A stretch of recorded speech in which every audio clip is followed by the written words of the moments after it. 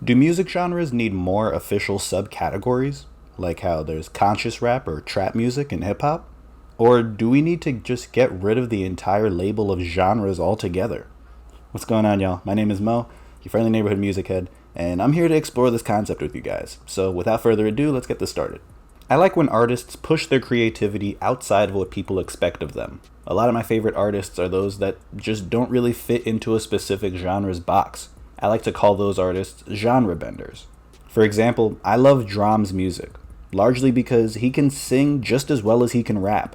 He switches up his style from song to song practically all the time, whether he's rapping on Broccoli with Lil Yachty, or has his fun vocals on his hit Cha Cha, all the way down to the soulful vocals he can pull off with Erykah Badu on Wi-Fi, or The Laydown with her.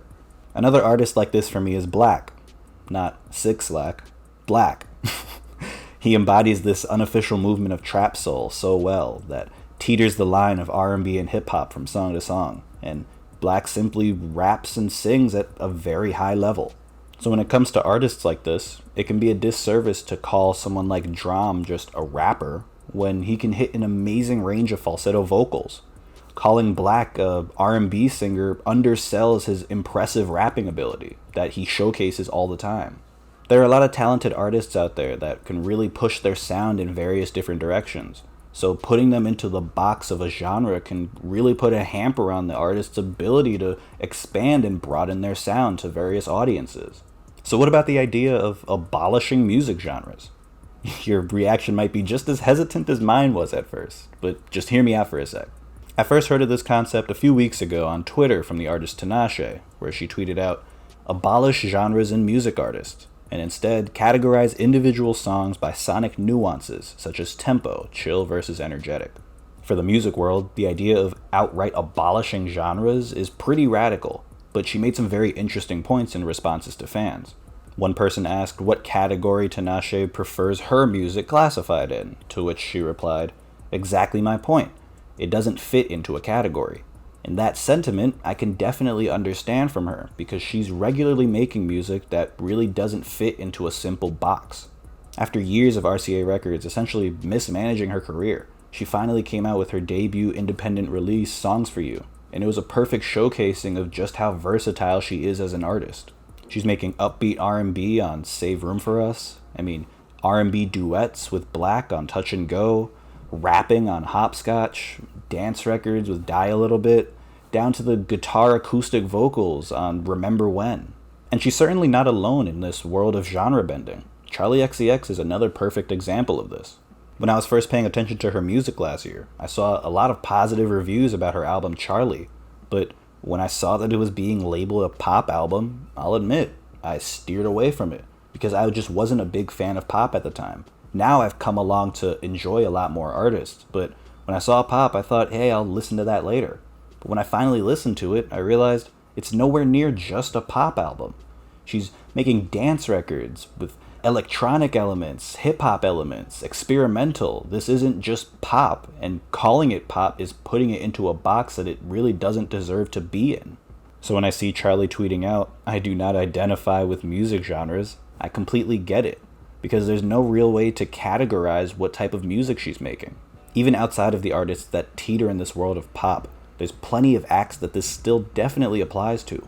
I look at somebody like Smino, who's rapping his ass off on every track, but can hit you with some incredible melodies and background vocals that nobody else in the genre is really doing.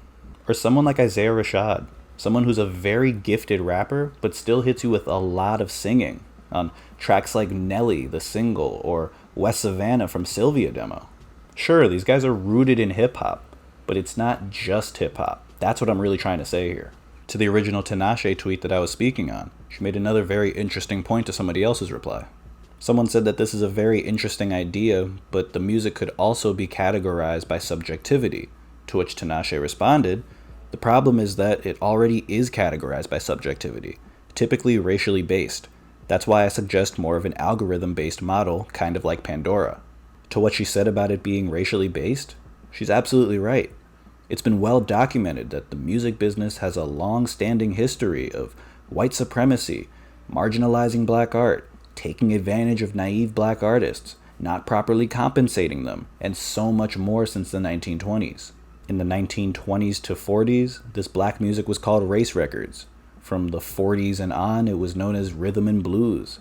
From 1974, it was coined as urban contemporary, which has encompassed R&B and hip-hop and rap ever since. No matter the era or name designation, these genres were made for black music. And even though urban contemporary did expand the audience for R&B and hip-hop, it's still racially based, just as Tinashe said. So these genres are racially based, and they don't necessarily fit all artists. These things are largely true. But am I in support of outright abolishing genres? Not so much. While knowing that many artists in 2020 have a lot of elements in various genres, I still feel like it's necessary for them to at least loosely be tied to a genre. I feel like audiences do still need to know what they're roughly getting themselves into as a consumer. And there is still a level of pride and history that can come with entering and embracing a genre. With that being said, I do still feel like there needs to be an effort to allow artists room to experiment with their sound. When someone like Beyonce comes along and makes Daddy Lessons, it should be properly designated as country, regardless of her being an R&B pop act for all these years. And maybe this means more subgenres recognized at award shows. For example, how a Trippie Redd who makes melodic rap can be judged with the same metrics as a lyrical Freddie Gibbs album. It's just not fair to either artist.